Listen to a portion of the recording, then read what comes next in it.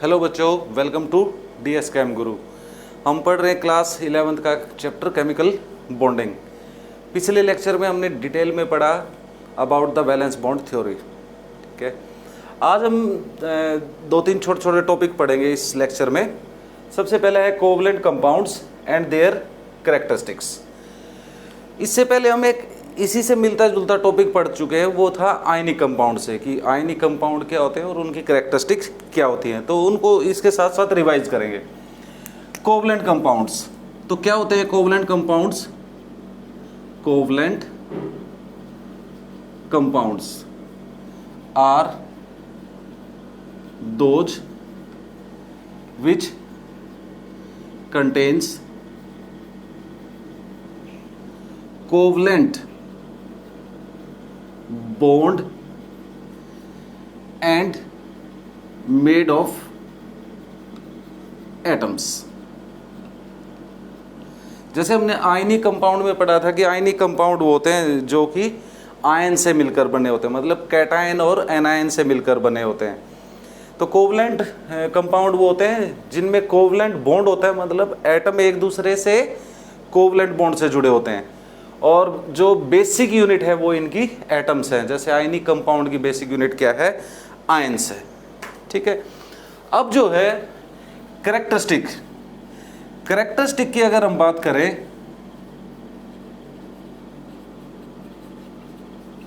Characteristics, the first one is their physical state. तो जो covalent compound हैं they are mostly either gaseous और low boiling liquids, या कुछ जो है वो वैक्स लाइक सॉलिड भी हो सकते हैं। लेकिन अगर हम आयनिक कंपाउंड से कंपेयर करें तो आयनिक कंपाउंड क्या होते हैं?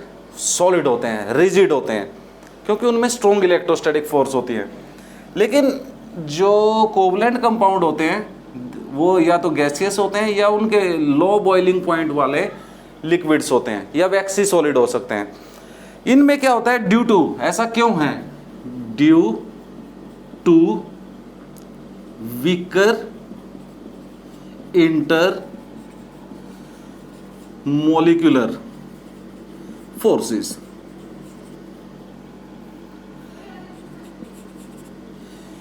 जो कोवलेंट मॉलिक्यूल्स होते हैं या कोवलेंट कंपाउंड होते हैं, उनके मॉलिक्यूल के बीच में वीक वंडरवाल फोर्सेज होती हैं, और फोर्सेस वीक होने के कारण ही जो है ये अट्रैक्टिव फोर्सेस कम होने के कारण ही ये गैसियस या लिक्विड स्टेट में पाए जाते हैं। दूसरे जो कैरेक्टरिस्टिक है melting point and boiling point very low. जो कोवलेंट कंपाउंड होते हैं उनके मेल्टिंग और बॉइलिंग पॉइंट काफी कम होते हैं as compare to ionic compound. तो ऐसा क्यों है? रीजन यहीं पर है, they have weak intermolecular forces, और इंटरमोलिकुलर फोर्सेज वीक होने के कारण ही इनके मेल्टिंग और बॉइलिंग पॉइंट जो है वो यूजुअली कम होते हैं। हालांकि वेरिएबल हैं लेकिन काफ़ी कम होते हैं as compare to ionic compounds. Then the next characteristic is their solubility।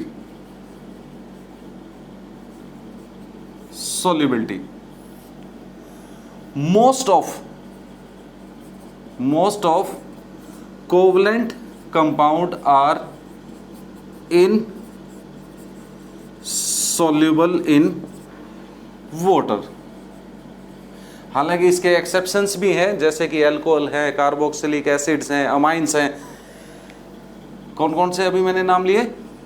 Alcohols, amines,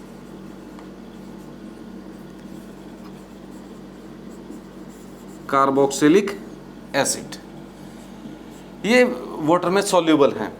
लेकिन मोस्ट ऑफ द अगर हम बात की जाए तो चूंकि ये नॉन पोलर होते हैं, आगे हम डाइपोल मोमेंट में पढ़ेंगे, usually they are non polar. तो नॉन पोलर होने के कारण जो है ये वाटर में डिसॉल्व नहीं होते।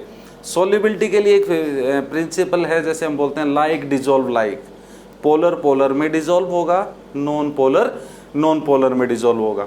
मोस्ट ऑफ जो कोवलेंट कंपाउंड होते हैं they are either non polar और वेरी लेस पोलर, इसीलिए ये वाटर में सॉल्युबल नहीं होते। They dissolve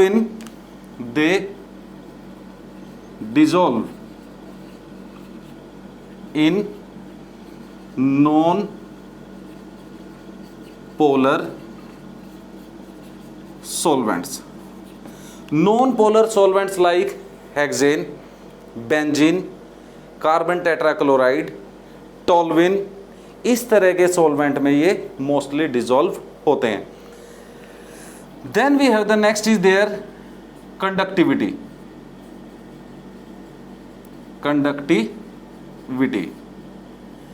they are mostly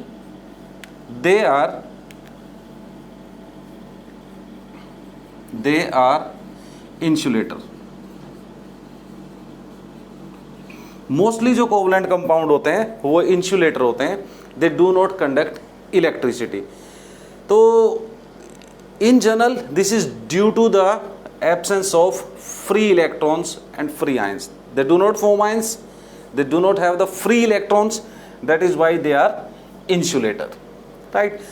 Then we have their reactions।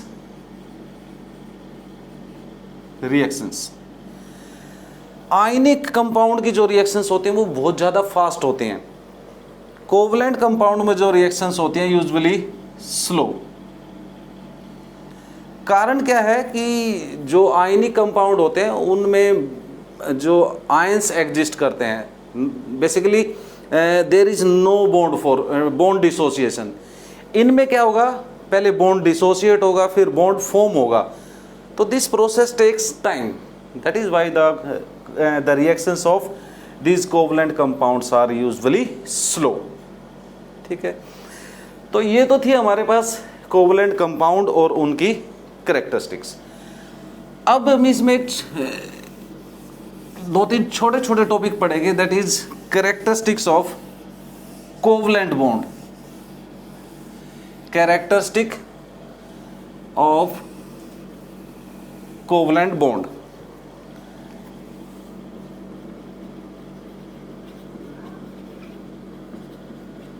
Characteristics of covalent bond. जैसे कि हमने पिछले लेक्चर में पढ़ा था कि how the covalent bond is formed, तो ओवरलैप कंसेप्ट जो है वो मोस्ट एक्सेप्टेड है कि the covalent bond is formed by overlapping of half filled atomic orbitals. Now one covalent bond is differ from other either in the bond length, bond strength, bond energy, bond order। तो वही हम इसकी important characteristics पढ़ेंगे। तो सबसे पहली है bond length. Bond length, तो अगर हम बॉन्ड लेंथ की बात करें तो क्या है, लेट अस हाइड्रोजन एटम्स के बीच में ये हमारे पास क्या है, कोवलेंट बॉन्ड शो किया है। और ये जो डिस्टेंस है यहां से और यहां तक का, ये इसको क्या बोलते हैं हम, इंटरन्यूक्लियर डिस्टेंस। न्यूक्लियर डिस्टेंस, ठीक है। ये इंटरन्यूक्लियर डिस्टेंस ही क्या है, बॉन्ड लेंथ है। तो व्हाट इज बॉन्ड लेंथ? दो एटम एक दूसरे से किससे जुड़े हुए हैं, बॉन्डेड स्टेट में हैं, ठीक है। बॉन्डेड स्टेट में उन दोनों एटम के न्यूक्लियाई का जो सेंटर का जो डिस्टेंस है यहां से यहां तक का, उसी को क्या कहा जाता है, बॉन्ड लेंथ कहा जाता है। तो what is bond length? The average average distance between the to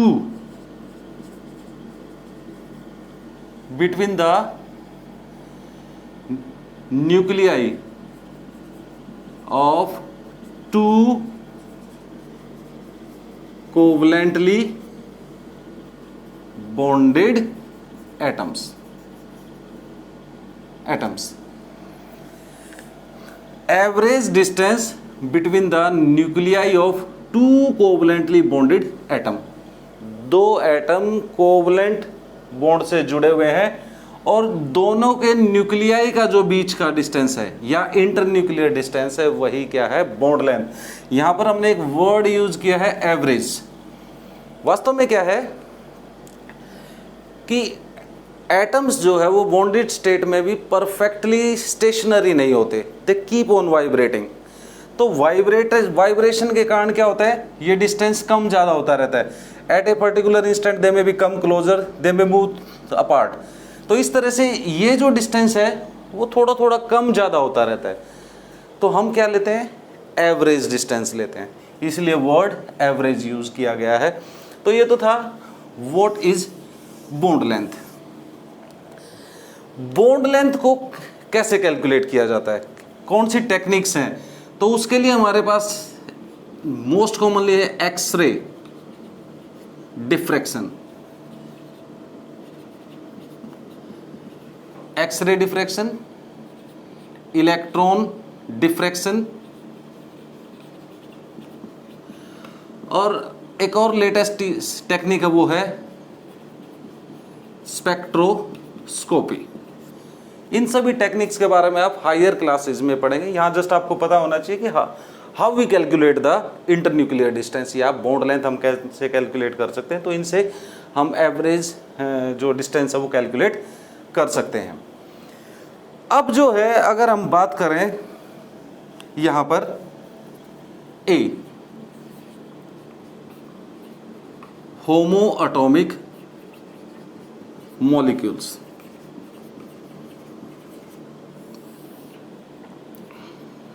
और दूसरा हमारे पास हीट्रो पॉली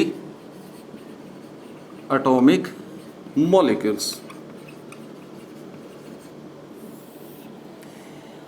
होमो एटॉमिक जो मॉलिक्यूल एक जैसे एटम से मिलकर बने होते हैं, जैसे हाइड्रोजन, क्लोरीन, फ्लोरीन, नाइट्रोजन, ठीक है। इसमें हम हीट्रो डाइएटॉमिक भी ले सकते हैं, जैसे HCl, HF। हालांकि होमोटॉमिक नहीं है, ये हीट्रो डाइएटॉमिक है। ये होमो डाइएटॉमिक है, ये हीट्रो डाइएटॉमिक है। HCl है, HF है, HBr है। ये इन केसेस में क्या होता है, बॉन्ड लेंथ जो है वो सिंपली इंटरन्यूक्लियर डिस्टेंस कैलकुलेट करते हैं और इजीली किया जा सकता है। लेकिन जो पॉली एटॉमिक मॉलिक्यूल है, पॉली एटॉमिक, हीट्रो मतलब डिफरेंट टाइप के एटम है, पॉली एटॉमिक, हीट्रो का मतलब डिफरेंट, पॉली मीन्स मैनी, कई तरह के एटम है अलग अलग टाइप के मॉलिक्यूल में। तो एग्जांपल ले सकते हैं, जैसे हम मीथेन, वाटर, अमोनिया और बहुत सारे एग्जांपल हो सकते हैं। इन केस में जो बॉन्ड लेंथ है वो किस तरह से कैलकुलेट की जाएगी, उसको कैलकुलेट करने के लिए, हालांकि जो बॉन्ड लेंथ है जो वो मॉलिक्यूल में एक्चुअल में सभी बॉन्ड लेंथ एक जैसी है, लेकिन हमने ओवरलैप कंसेप्ट में पढ़ा, VBT वैलेंस बॉन्ड थ्योरी में पढ़ा कि जो डिफरेंट बॉन्ड हैं, जैसे मीथेन में है H H H H, इनमें से एक बॉन्ड कार्बन का, हाइड्रोजन का तो क्या है 1s ऑर्बिटल ही है, सभी केसेस में कौन सा है 1s ऑर्बिटल है। लेकिन इनमें से 3 बॉन्ड तो किससे बने हुए हैं, 3 बॉन्ड जो है वो बने हुए हैं किससे, p ऑर्बिटल की ओवरलैप से, और एक बॉन्ड बना हुआ है ss ओवरलैप से, और 3 जो बॉन्ड बने हुए हैं वो है sp ओवरलैप से। हाइड्रोजन का 1s, कार्बन के p, हाइड्रोजन का 1s और कार्बन का भी 2s ऑर्बिटल ओवरलैप कर रहा है। तो हमने देखा है कि ss और sp ओवरलैप में डिफरेंस होता है, ठीक है। तो बॉन्ड की जो लेंथ है उसमें डिफरेंस होना चाहिए, एक बॉन्ड इनमें से शॉर्टर होना चाहिए क्योंकि ss overlap is greater than sp overlap, ठीक है। तो एक बॉन्ड शॉर्टर होना चाहिए, मतलब एक लेंथ कम होनी चाहिए और बाकी 3 बॉन्ड लेंथ अलग एक जैसी होनी चाहिए। तो यहाँ पर तो एक्चुअली जब हम कैलकुलेट करते हैं तो all the bond length are equal. We will explain this process in hybridisation, ठीक है। तो बॉन्ड लेंथ कैलकुलेट करने में हमारे पास क्या है कि कई सारे कंसेप्ट को हम इस्तेमाल करते हैं। फिलहाल आप क्या कर सकते हैं, आपको याद रखना चाहिए कि बॉन्ड लेंथ जो है वो एवरेज डिस्टेंस है बिटवीन द 2 एटम्स। अब जैसे मीथेन में सारी बॉन्ड लेंथ इक्वल है, यहाँ भी सारी बॉन्ड लेंथ इक्वल है, यहाँ पर भी सारी बॉन्ड लेंथ इक्वल है NH बॉन्ड की, ठीक है। तो हाउ टू एक्सप्लेन दैम, तो उसके लिए हम क्या पढ़ेंगे, हाइब्रिडाइजेशन में कंसेप्ट पढ़ेंगे कि ऐसा क्यों होता है, ठीक है। अब चलते हैं the factor affecting the bond length. कौन कौन से फैक्टर जो है वो बॉन्ड लेंथ को इफेक्ट करते हैं। फैक्टर अफेक्टिंग बॉन्ड लेंथ, सबसे पहला है साइज ऑफ एटम,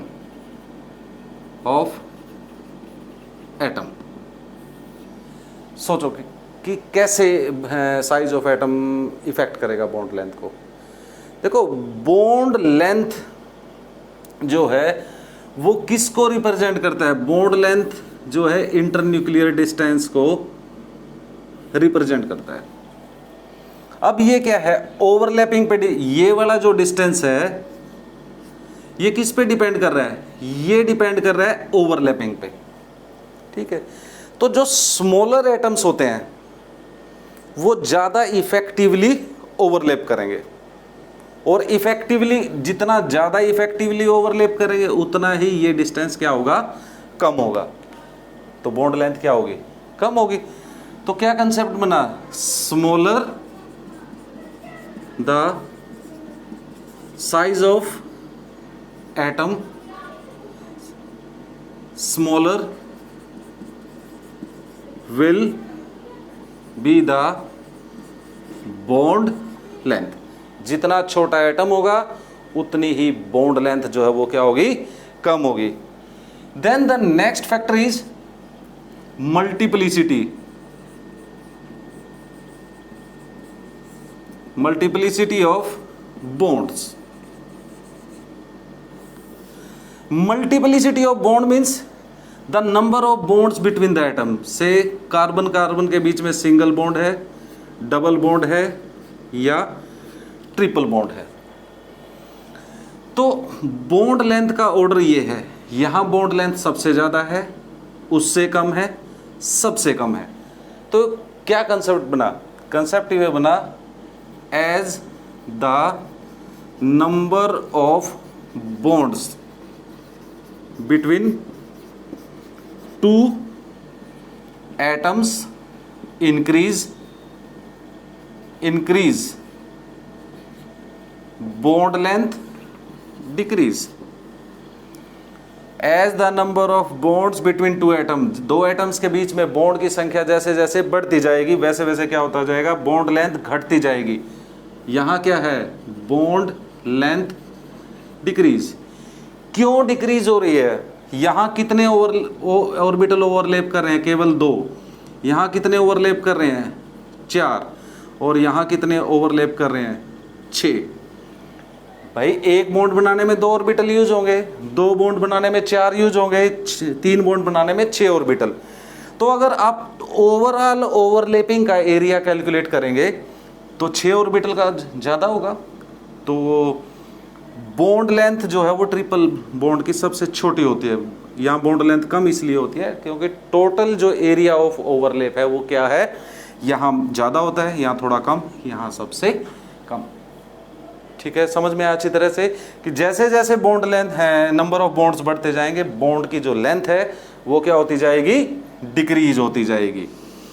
तो आप ये भी बोल सकते हैं that triple bond is shortest and single bond is longest in terms of bond length. ठीक है, थर्ड जो पॉइंट है वो आप कर सकते हैं एक्सटेंट ऑफ ओवरलैप या ओवरलैपिंग। एक्सटेंट ऑफ ओवरलैपिंग का मतलब है कि कितनी ओवरलैपिंग हो रही है। तो ये हमने पढ़ा है कि जितनी ज्यादा ओवरलैपिंग होगी, जितनी ज्यादा ओवरलैपिंग होगी बॉन्ड उतना ही शॉर्टर होगा। Greater the extent of overlap smaller will be the bond length. Overlapping ज्यादा होगी तो इंटरन्यूक्लियर डिस्टेंस क्या हो जाएगा, कम हो जाएगा, इसीलिए जो है बॉन्ड शॉर्टर होता जाएगा, लेंथ जो है वो कम होती जाएगी। और लास्ट जो फैक्टर है वो है हाइब्रिडाइजेशन। हाइब्रिडाइजेशन अभी हमने ये नहीं पढ़ा है टॉपिक, लेकिन इसके साथ थोड़ा सा हम एक्सप्लेन कर सकते हैं कि हाइब्रिडाइजेशन में हमारे पास क्या हो सकती है, sp, sp2 and sp3 hybridisation. Succeeding days में हम पढ़ेंगे इसको। तो अगर हम यहां जाएं, s करेक्टर पे डिपेंड करता है। यहां पर s की जो परसेंटेज है वो 50% है, यहां कितनी है 33.3% है, और यहां कितनी है 25% है। ठीक है, तो जैसे जैसे अगर हम इस तरफ जाएंगे एस करेक्टर क्या हो रहा है, डिक्रीज हो रहा है। ठीक है, तो बॉन्ड लेंथ जो है वो इंक्रीज होती जाएगी। या उल्टा कर दें इसको, ऐसे कर देते हैं, एस करेक्टर 25%, जैसे जैसे एस की परसेंटेज बढ़ती जाएगी बॉन्ड लेंथ डिक्रीज हो जाएगी, बॉन्ड लेंथ डिक्रीज। तो इसको हम हाइब्रिडाइजेशन में पढ़ेंगे। लेकिन यहाँ ऐसा क्यों है, देखिए एक टॉपिक है इलेक्ट्रोनेगेटिविटी। अगर आपने पिछले चैप्टर में पढ़ लिया है तो आप यहाँ अच्छे से समझ पाएंगे। यहाँ क्या होता है कि जैसे जैसे एच करेक्टर बढ़ता जाता है वैसे वैसे क्या होता जाता है, एटम की इलेक्ट्रोनेगेटिविटी बढ़ती जाती है। जैसे ये है single bonded carbon, just for an example, ये डबल बॉन्डेड और ये ट्रिपल बॉन्डेड है, तो कार्बन ही, लेकिन फर्क क्या है, यहाँ पर sp3 हाइब्रिडाइजेशन है, यहाँ sp2 है और यहाँ sp है। तो अगर हमें इलेक्ट्रोनेगेटिविटी वाइज देखें तो इलेक्ट्रोनेगेटिविटी इस तरफ क्या हो रही है, इंक्रीज हो रही है, बढ़ रही है। ये less electronegative, more electronegative, most electronegative. चलो ये मान लिया कि भी इलेक्ट्रोनेगेटिविटी बढ़ गई, तो उससे बॉन्ड लेंथ पे क्या हुआ, इलेक्ट्रोनेगेटिविटी बढ़ने से क्या होगा, atom will come closer, one atom will try to attract the other towards itself. तो उससे क्या होगा, इंटरन्यूक्लियर डिस्टेंस कम होगा, और इंटरन्यूक्लियर डिस्टेंस कम होगा तो बॉन्ड लेंथ भी कम हो जाएगी। तो ये था bond length.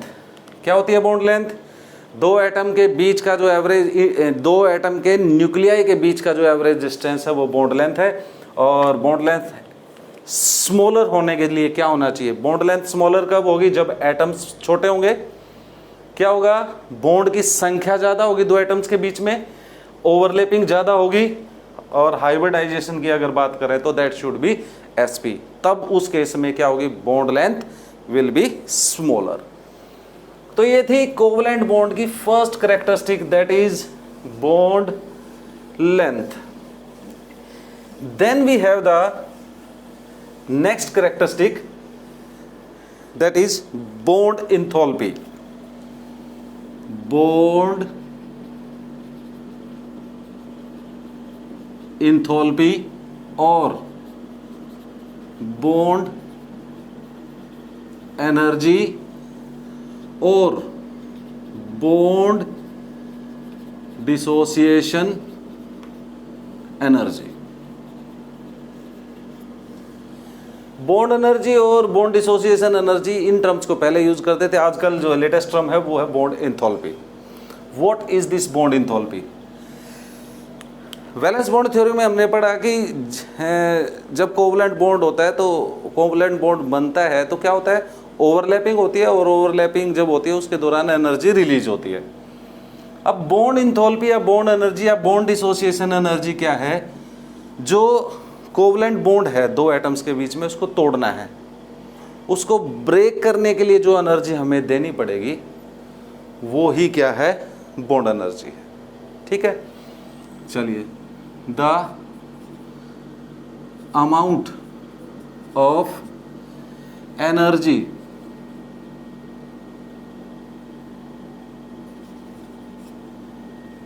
required to break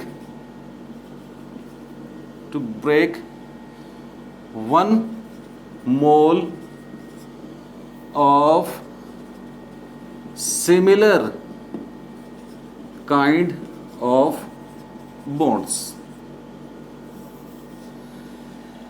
एक ही टाइप के एक मोल बॉन्ड को ब्रेक करने के लिए जो एनर्जी चाहिए वो क्या कहलाती है, बॉन्ड एनर्जी या बॉन्ड डिसोसिएशन एनर्जी या बॉन्ड एंथैल्पी कहलाती है। ये क्या है, 1 मोल, तो ये तो सीधा सा हो गया कि हमें एक मोल बॉन्ड ब्रेक करने हैं, उसके लिए जो टोटल एनर्जी चाहिए। Similar kind of bond, similar kind of bond, for example CHCl3, look at this molecule. इसमें हमारे पास क्या है, एक बॉन्ड है CH और 3 बॉन्ड क्या है, Cl। तो इस पूरे मॉलिक्यूल की बॉन्ड एनर्जी कहें हम तो वो एक अलग चीज है। देखो, इस बॉन्ड की एनर्जी अलग होगी और बाकी ये जो बॉन्ड बचते हैं इनकी बॉन्ड एनर्जी अलग होगी। तो CHCl3 की बॉन्ड एनर्जी नहीं हो सकती। हमें किसकी बात करनी चाहिए, हमें बात करनी चाहिए किसकी, the bond energy of either CH bond और CCl बॉन्ड। ठीक है, इसकी एनर्जी, इसकी बात करनी चाहिए हमें। तो इसीलिए इसमें हम क्या करते हैं, एक ही टाइप के बॉन्ड होने चाहिए, जैसे मीथेन में भी है, ऑल बॉन्ड्स आर सिमिलर, लेकिन बावजूद उसके जो चारों बॉन्ड हैं उनकी बॉन्ड एनर्जी इक्वल नहीं है। इस अगर इनको हम नंबरिंग कर दे 1 2 3 4 तो they have slightly different energies. ठीक है, तो हमें एक पर्टिकुलर बॉन्ड की बात करनी चाहिए। अगर मीथेन में हम बात करेंगे तो फिर एवरेज करेंगे कि भाई इसकी जो टोटल एनर्जी आएगी उसको 4 से डिवाइड करेंगे और एवरेज वर्ड यूज करेंगे। ठीक है, देखो दोबारा समझने का प्रयास करते हैं कि बॉन्ड एनर्जी क्या में हम क्या बात करते हैं, एक पर्टिकुलर टाइप के एक मोल बॉन्ड को ब्रेक करने के लिए हमें जितनी एनर्जी की आवश्यकता होती है वो बॉन्ड एनर्जी कहलाती है। अगर हमारे पास होमोएटॉमिक मॉलिक्यूल है जैसे H2 है तो यहां कोई प्रॉब्लम नहीं है, Cl2 है यहां पर भी कोई प्रॉब्लम नहीं है, Cl इसके लिए तो बॉन्ड एनर्जी एवरेज वर्ड भी यूज करने की जरूरत नहीं है। लेकिन पॉली एटॉमिक मॉलिक्यूल है जैसे CH4 है, H2O है, NH3 है, इन मॉलिक्यूल में जो बॉन्ड एनर्जी है वो एक बॉन्ड से दूसरे बॉन्ड पर वेरी करती है। फॉर एग्जांपल, जैसे मैंने एक एग्जांपल ले लिया, वाटर के केस में है, वाटर के केस में अगर हम बात करें तो HOH है, तो 2 स्टेप में होगा प्रोसेस।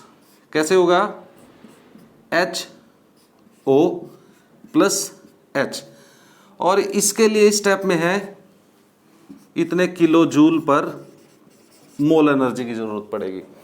और नेक्स्ट स्टेप में क्या होगा, HO that will dissociate H plus O something about 403 kilo joule per mole.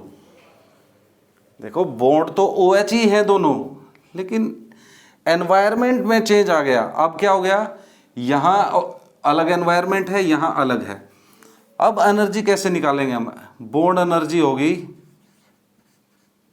bond energy will be 503 plus 403 plus divide by 2। तो ये आपकी बॉन्ड इंथैल्पी आएगी, और वो भी एवरेज निकालना पड़ा, क्योंकि जब हम स्टेप बाय स्टेप बॉन्ड को ब्रेक करते हैं तो बॉन्ड एनर्जी चेंज होती रहती है, different amount of energy is given. ठीक है भाई, समझ में आया कि नहीं अच्छी तरह से? मैं क्या समझाना चाह रहा हूं कि बेसिकली जो डाई एटॉमिक मॉलिक्यूल हैं वहां पर जो बॉन्ड एनर्जी है उसमें कोई प्रॉब्लम नहीं है भाई, एक ही बॉन्ड है वो टूट जाएगा और सिमिलर एनवायरनमेंट है। लेकिन जो पॉली एटॉमिक मॉलिक्यूल हैं जहां एक दो से ज्यादा एटम हैं, ठीक है, तो वहां एवरेज बॉन्ड एनर्जी हम निकालते हैं। जैसे CH4 में 4 बॉन्ड हैं, तो एक एक करके बॉन्ड को जब हम तोड़ेंगे तो different amount of energy will be required. ठीक है, तो जब मीथेन में CH बॉन्ड, क्योंकि बॉन्ड तो एक ही टाइप का हो गया CH, लेकिन वहां पर हमें क्या निकालना पड़ेगा? एवरेज। जैसे मैंने वाटर का एग्जांपल आपको दिया ये। ठीक है, तो ये आपको ध्यान रखना है कि एक ही मॉलिक्यूल में डिफरेंट बॉन्ड हैं, तो डिफरेंट बॉन्ड की तो बॉन्ड एनर्जी अलग अलग है ही है। सिमिलर बॉन्ड की बॉन्ड एनर्जी भी क्या हो सकती है? डिफरेंट हो सकती है। ठीक है, अब जो है नेक्स्ट जो वर्ड है फैक्टर अफेक्टिंग, फैक्टर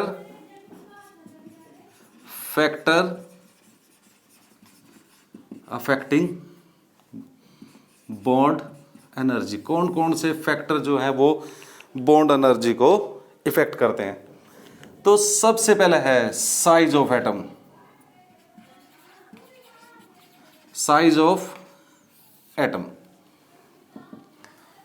ये स्ट्रेंथ से रिलेटेड है पूरा। भाई बॉन्ड स्ट्रॉन्ग होगा तो क्या होगा? उसको तोड़ने के लिए ज्यादा एनर्जी चाहिए। बॉन्ड स्ट्रॉन्ग कब होगा?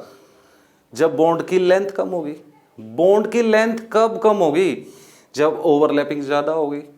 ओवरलैपिंग ज्यादा कब होगी? जब एटम स्मॉलर होंगे। स्मॉलर एटम, बॉन्ड लेंथ कम, बॉन्ड लेंथ कम तो बॉन्ड स्ट्रेंथ ज्यादा, बॉन्ड स्ट्रेंथ ज्यादा तो बॉन्ड एनर्जी ज्यादा। तो क्या होना चाहिए? Smaller the atoms, smaller the atom more will be the bond energy, उतनी ज्यादा होगी क्योंकि बॉन्ड स्ट्रोंगर होगा। क्यों होगा ऐसा?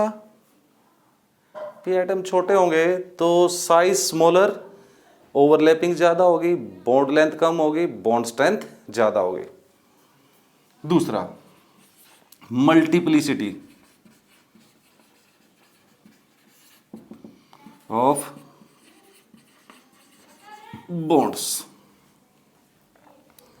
मल्टीप्लिसिटी में फिर से वही कि भाई नंबर ऑफ एटम, एटम्स के बीच में जैसे जैसे बॉन्ड्स की संख्या बढ़ेगी तो क्या होगा?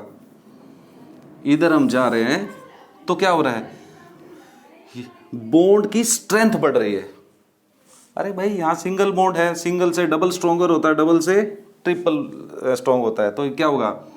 बॉन्ड एनर्जी इंक्रीज, जैसे जैसे मल्टीप्लिसिटी ऑफ बॉन्ड बढ़ेगी। फिर जो है नेक्स्ट जो हमारे पास फैक्टर है बॉन्ड एनर्जी के लिए वो है extent of overlap. Extent of overlap, इसमें भी वही है, जैसे जैसे ओवरलैप बढ़ेगी, ओवरलैपिंग की अमाउंट बढ़ेगी तो क्या होगा? ओवरलैप बढ़ेगी तो बॉन्ड की लेंथ घटेगी, और बॉन्ड की लेंथ घटेगी तो उसकी स्ट्रेंथ बढ़ेगी, और उसकी अगर स्ट्रेंथ बढ़ेगी तो क्या होगा? बॉन्ड एनर्जी बढ़ जाएगी। तो bond energy increase as extent of overlap increase, जैसे जैसे ओवरलैप बढ़ेगी। अब जो है नेक्स्ट है हमारे पास जो फैक्टर है वो है number of lone pair. Number of number of lone pair around atoms. जो हमारे पास दो एटम हैं, एग्जाम्पल हम जैसे ले सकते हैं, जैसे सी सी बॉन्ड है, एन एन बॉन्ड है, ओ ओ बॉन्ड है, ठीक है, और एफ एफ बॉन्ड है। यहां पर जो है लोन पेयर अगर हम बात करें तो 0 1 1 1 है दोनों पे। यहां जो है दो दो लोन पेयर हैं, और यहां पर हर एक फ्लोरीन के चारों तरफ 3 लोन पेयर हैं। यहां कितने हैं? 2, और यहां लोन पेयर की संख्या कितनी है? 3 है। तो उससे क्या फर्क पड़ेगा? देखो, ये जो लोन पेयर हैं they are being negative charge, ये एक दूसरे को क्या करेंगे? रिपेल करेंगे। तो उससे क्या होगा? रिपेल करेंगे तो एटम विल मूव अपार्ट, मतलब बॉन्ड की लेंथ बढ़ेगी। लेंथ बढ़ेगी तो क्या हो जाएगा? बॉन्ड की लेंथ बढ़ेगी तो उसकी क्या हो जाएगी? स्ट्रेंथ कम हो जाएगी, और बॉन्ड की स्ट्रेंथ कम हो जाएगी तो बॉन्ड एनर्जी भी कम हो जाएगी। देखिए यहां जैसे जैसे क्या हुआ, लोन पेयर इंक्रीज, तो उससे क्या होगा? लोन पेयर इंक्रीज से bond length increase, bond length increase हो जाएगी तो क्या हो जाएगा? बॉन्ड स्ट्रेंथ डिक्रीज, बॉन्ड की स्ट्रेंथ कम होगी, बॉन्ड की स्ट्रेंथ कम होगी तो क्या हो गया? Bond energy decrease. क्या होगा? ये बहुत ज्यादा स्ट्रांगली रिपेल करेंगे तो बॉन्ड की लेंथ बढ़ जाएगी और उसकी स्ट्रेंथ घट जाएगी, इसलिए बॉन्ड एनर्जी कम हो जाएगी। तो जैसे जैसे सेंट्रल एटम के जो दो बॉन्डिंग एटम है उनके चारों तरफ लोन पेयर की संख्या या उनकी नंबर बढ़ते जाएंगे, बॉन्ड की स्ट्रेंथ घटती जाएगी, और बॉन्ड की स्ट्रेंथ घटेगी तो क्या हो जाएगा? बॉन्ड की स्ट्रेंथ घटेगी तो बॉन्ड लेंथ, बॉन्ड एनर्जी जो है वो क्या हो जाएगी? घट जाएगी। तो ये तो था हमारे पास बॉन्ड एनर्जी। बॉन्ड एनर्जी में क्या ध्यान रखना, की पॉइंट, एक यूनिट यहां आप कर सकते हैं। यूजुअल जो यूनिट है किलो जूल पर मोल, जो मोस्ट कॉमनली हम यूज करते हैं, ठीक है। बॉन्ड इंथोल्पी, इंथोल्पी एक वर्ड है हीट से रिलेटेड, 3rd चैप्टर में आपने पढ़ लिया। तो एक ही काइंड के, एक जैसे एक मोल बॉन्ड को तोड़ने के लिए जो एनर्जी चाहिए, बॉन्ड एनर्जी ज्यादा कब होगी? जब एटम छोटे होंगे या एटॉमिक रेडियस कम होगा, नंबर ऑफ बॉन्ड्स की संख्या ज्यादा होगी एटम्स के बीच में, ओवरलैपिंग ज्यादा होगी, और लोन पेयर कम से कम होंगे अराउंड द सेंट्रल एटम, तब जो है बॉन्ड एनर्जी ज्यादा होगी। तो ये था characteristic, that is bond enthalpy. अब जो है हम बात करने वाले हैं 3rd कैरेक्टरिस्टिक की, दैट इज 3rd कैरेक्टरिस्टिक क्या है? Bond angle. Bond angle, what is this bond angle, और कौन कौन से फैक्टर्स पे जो है बॉन्ड एंगल डिपेंड करता है, ठीक है। सबसे पहले तो क्या है, बॉन्ड एंगल होता क्या है? The angle between two adjacent bonding pair of electrons. जैसे हमारे पास मीथेन की अगर हम शेप ड्रॉ करें, ये बॉन्ड पेयर हैं H,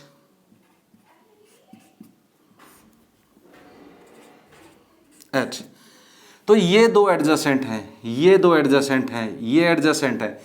तो इनके बीच में जो बॉन्ड एंगल है यहां, इस बॉन्ड पेयर और इस बॉन्ड पेयर के बीच में से इट इज 109.28। तो ये जो एंगल है between two adjacent bonding pair of electron, इस बॉन्ड एंगल को हम क्या बोलते हैं? ये जो एंगल है यही क्या कहलाता है, बॉन्ड एंगल कहलाता है। ठीक है, तो बॉन्ड एंगल जो है वो डिपेंड किस पे करता है, बॉन्ड एंगल डिपेंड करता है इस सेंट्रल एटम के चारों तरफ जो बाकी एटम्स हैं उनकी रिलेटिव अरेंजमेंट, उनकी संख्या कितनी है। भाई सेंट्रल एटम के चारों तरफ कितने एटम है, या यूं कह सकते हैं इस सेंट्रल एटम के चारों तरफ कितने बॉन्डिंग पेयर हैं, कितने लोन पेयर हैं। ठीक है, या यूं कह सकते हैं टोटल इलेक्ट्रॉन पेयर कितने हैं, उनमें से कितने बॉन्ड पेयर हैं और कितने लोन पेयर हैं। ठीक है, अब जो है एंगल किस किस पे हम है डिपेंड करता है। वैसे तो इस बॉन्ड एंगल के टॉपिक को हम हाइब्रिडाइजेशन जब पढ़ेंगे उसमें थोड़ा सा और एक्सप्लेन करेंगे। ठीक है, यहाँ पर एक बार बात कर लेते हैं, ज़्यादा डिटेल में वहीं पे बात करेंगे हाइब्रिडाइजेशन के साथ। तो इसके फैक्टर अफेक्टिंग कौन से हैं, factor affecting, the first one is hybridisation.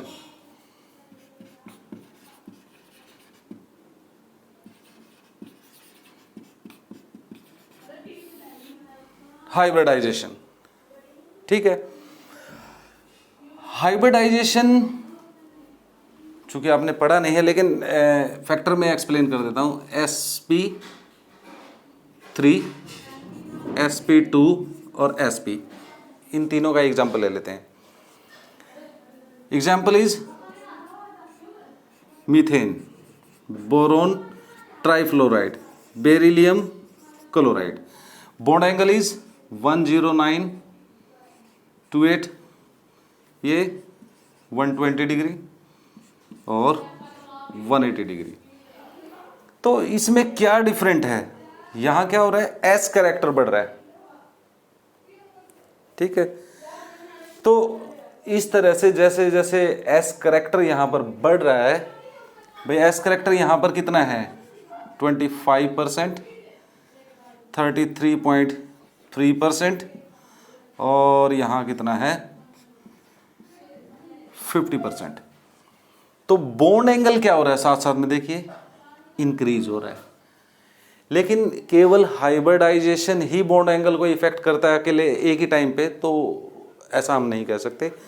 कई सारे फैक्टर एक साथ हमें अकाउंट में लेने होते हैं, जैसे कि हाइब्रिडाइजेशन है, रेजोनेंस है, कितने लोन पेयर और बॉन्ड पेयर हैं, वो भी इसको इफेक्ट करेगा। तो इसको ज़्यादा डिटेल में आगे बात करेंगे। दूसरा जो फैक्टर है वो जो इफेक्ट करता है वो है lone pair. Total electron pair में से कितने लोन पेयर हैं। जैसे अगर हम बात करें CH4, NH3 और वाटर, ठीक है, इनमें इलेक्ट्रॉन पेयर की अगर बात करें तो 4 4 4 4 हैं। अगर हम यहां बॉन्ड पेयर की बात करें तो यहां 4 3 2, और लोन पेयर की अगर हम बात करें, ये इलेक्ट्रॉन पेयर है, लोन पेयर यहां क्या है 0, यहां लोन पेयर 1, यहां लोन पेयर 2। अब एंगल की बात करिए, एंगल क्या है 109.28, यहां पर क्या है 107 और 104.5। ठीक है, तो देखिए इलेक्ट्रॉन पेयर सेम है, लेकिन जैसे जैसे लोन पेयर की संख्या बढ़ रही है अराउंड द सेंट्रल एटम, वैसे वैसे क्या हो रहा है, बॉन्ड एंगल स्लाइटली डिक्रीज हो रहा है। तो ये अनदर फैक्टर है। लोन पेयर से क्या होगा कि as the number of lone pair around the central atom increases the bond angle decreases. लेकिन केवल लोन पेयर ही फैक्टर है इसको इफेक्ट करने वाला, ऐसा नहीं है। Electronegativity, hybridisation, number of lone pairs, ये सारे एक साथ बॉन्ड एंगल को इफेक्ट करते हैं। इसको फिर हम हाइब्रिडाइजेशन वाले टॉपिक के साथ एक बार फिर से पढ़ेंगे। तो ये थी third characteristic, that is bond angle. क्या होता है बॉन्ड एंगल? किसी भी मॉलिक्यूल में दो एडजेसेंट बॉन्डिंग पेयर के बीच में जो एंगल है वो क्या कहलाता है? बॉन्ड एंगल कहलाता है। And the last characteristic is bond order. Bond order. Bond order हम मॉलिक्यूलर ऑर्बिटल थ्योरी के साथ भी पढ़ेंगे। यहां पर सिंपलेस्ट वे में बात कर सकते हैं कि बॉन्ड ऑर्डर है क्या। Bond order is the number of covalent bond between two atoms. दो एटम्स के बीच में कितने कोवलेंट बॉन्ड हैं, जैसे H2O2 N2। कोवलेंट बॉन्ड की संख्या यहां क्या है, कोवलेंट बॉन्ड 1 2 3। तो बॉन्ड ऑर्डर यहां पर क्या है, 1 2 3। जितने कोवलेंट बॉन्ड है उतना ही बॉन्ड ऑर्डर है। ठीक है, तो बॉन्ड ऑर्डर आपका क्या हो सकता है, फ्रैक्शनल भी हो सकता है। लेकिन फ्रैक्शनल को यहां एक्सप्लेन करना मुश्किल है थोड़ा सा। जब आप रेजोनेंस पढ़ लेंगे और मॉलिक्यूलर ऑर्बिटल थ्योरी पढ़ लेंगे तो आपको अच्छे से समझ में आएगा कि फ्रैक्शनल कैसे हो सकता है। नेगेटिव नहीं हो सकता, बॉन्ड ऑर्डर 0 हो सकता है, फ्रैक्शनल हो सकता है और इस तरह से वॉल नंबर भी हो सकता है। ठीक है, अब इसको अगर हम एक्सप्लेन करें बॉन्ड ऑर्डर को, तो जो आइसो इलेक्ट्रॉनिक मॉलिक्यूल्स होते हैं, आइसो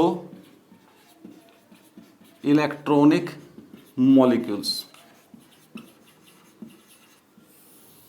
आइसो का मतलब सेम, इलेक्ट्रॉनिक का मतलब जिनमें सेम नंबर ऑफ इलेक्ट्रॉन है। जैसे F2 9 + 9 that is 18, O2 -2 8 8 2 that is 18. तो they have same bond order. Bond order is equal to 1.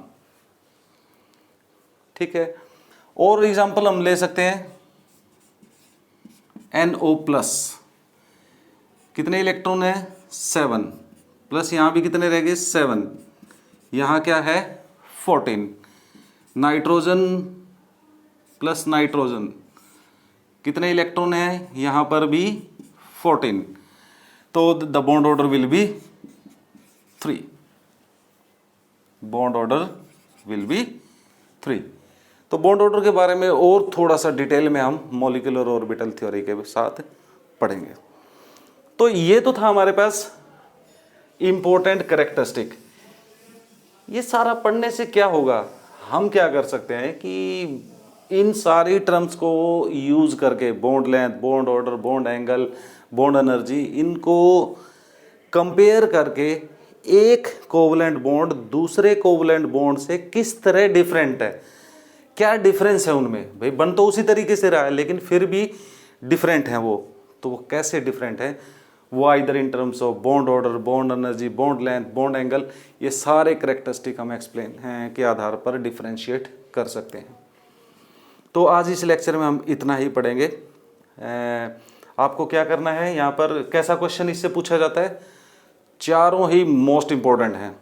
इन पे आपने ध्यान देना है कि इन फैक्टर्स को कौन कौन से फैक्टर इफेक्ट करते हैं, जैसे bond length, bond energy, bond angle या बॉन्ड ऑर्डर को कौन कौन से फैक्टर इफेक्ट करते हैं, उन फैक्टर्स को आप अच्छी तरह से याद रखें। और क्वेश्चन कैसे पूछे जाते हैं, मोस्टली ऑब्जेक्टिव टाइप क्वेश्चन बहुत आते हैं इनमें से भी। तो ऑब्जेक्टिव टाइप क्वेश्चन को सोल्व करने के लिए क्या करना होगा, आपको सारे फैक्टर एक साथ ध्यान में रखने चाहिए। ठीक है, आपको इलेक्ट्रोनेगेटिविटी, रेजोनेंस, बॉन्ड पेयर, कितने लोन पेयर हैं, शेप कैसी है मॉलिक्यूल की, ठीक है, अरेंजमेंट कैसी है, सब चीज़ें एक साथ आप फैक्टर जो है वो ध्यान में रखने चाहिए, तभी आप इस पे बेस्ड जो है ऑब्जेक्टिव टाइप क्वेश्चन सोल्व कर पाएंगे। ठीक है, तो ये थी इम्पोर्टेंट कैरेक्टरिस्टिक। तो नेक्स्ट लेक्चर में जो है हम polar non polar molecule start करेंगे। ठीक है, इसको आप अच्छे से पढ़ें। Okay, good day.